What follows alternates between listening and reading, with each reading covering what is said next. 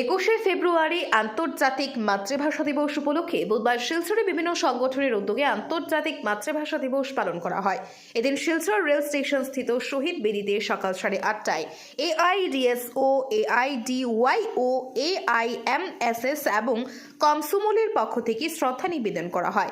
এই উপলক্ষে মহিলা সংগঠন এআইএমএসএস এর জেলা সম্পাদক দুলালী গাঙ্গুলি, যুব সংগঠন এআইডিওয়াইওর জেলা সম্পাদক বিজিত কুমার সিনহা, ছাত্র সংগঠন এআইডিএসওর জেলা সভাপতি স্বাগতা ভট্টাচার্য এবং কিশোর কিশোরীদের সংগঠন কমসুমলের পক্ষে অরূপ মালাকার পুষ্পার্ঘ অর্পণ করে শ্রদ্ধা জ্ঞাপন করেন। তাছাড়া উপস্থিত ছাত্রছাত্রী মহিলারা শহীদ বেদিতে পুষ্পার্ঘ অর্পণ করেন।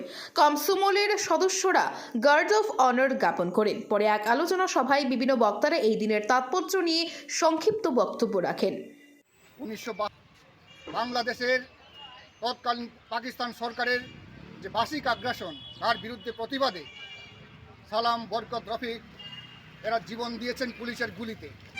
সেই ধারাবাহিকতায় 1961 মে শিলচর রেল স্টেশনে 11 শহীদ প্রাণ দিয়েছেন মাতৃভাষার অধিকার রক্ষার লড়াইয়ে। এভাবে 1986তেও করিমগঞ্জে সেই মাতৃভাষার অধিকার রক্ষার লড়াইয়ে জগন্ময় এবং দিব্যেন্দু পুলিশের গুলিতে প্রাণ হারান। এবং 1991 16ই মার্চ বিষ্ণুপ্রিয়া মণিপুরী ভাষা শহীদ সুদেশনা সিনহাও প্রাণ হারিয়েছেন এই মাতৃভাষার অধিকার রক্ষার লড়াইয়ে। এই সমস্ত ভাষার অধিকার রক্ষার লড়াইয়ে 1999 17ই নভেম্বর জাতিসংঘের ইউনেস্কো মাতৃভাষার অধিকার রক্ষার যে সংগ্রাম দিকে দিকে হয়েছে, সেই অধিকারকে রক্ষা করতে গিয়ে 21শে ফেব্রুয়ারি আন্তর্জাতিক মাতৃভাষা দিবস হিসাবে ঘোষণা করে ইউনেস্কো।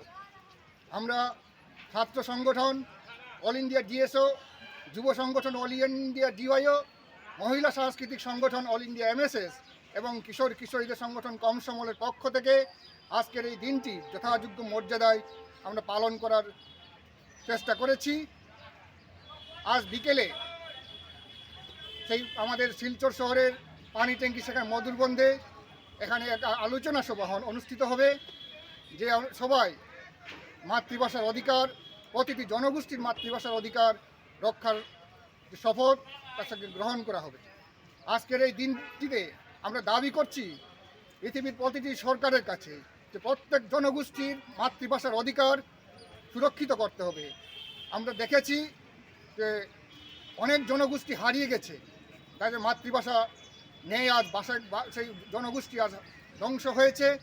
এবং আমাদের দেশেও অনেক ক্ষুদ্র জনগোষ্ঠী আজ বিপন্ন, তাদের মাতৃভাষার অধিকার আজ হরণ করা হচ্ছে।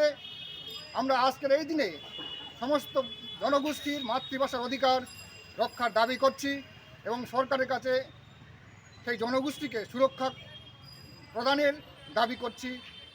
আজকের এই দিনটিতে আমরা সমস্ত শহীদ ভাষার আন্দোলনে যারা শহীদ হয়েছেন তাদের প্রতি শ্রদ্ধা জানাচ্ছি এবং শ্রদ্ধা জানিয়ে আজকের এই দাবিকে আমরা আরও জোরদার করতে চাই।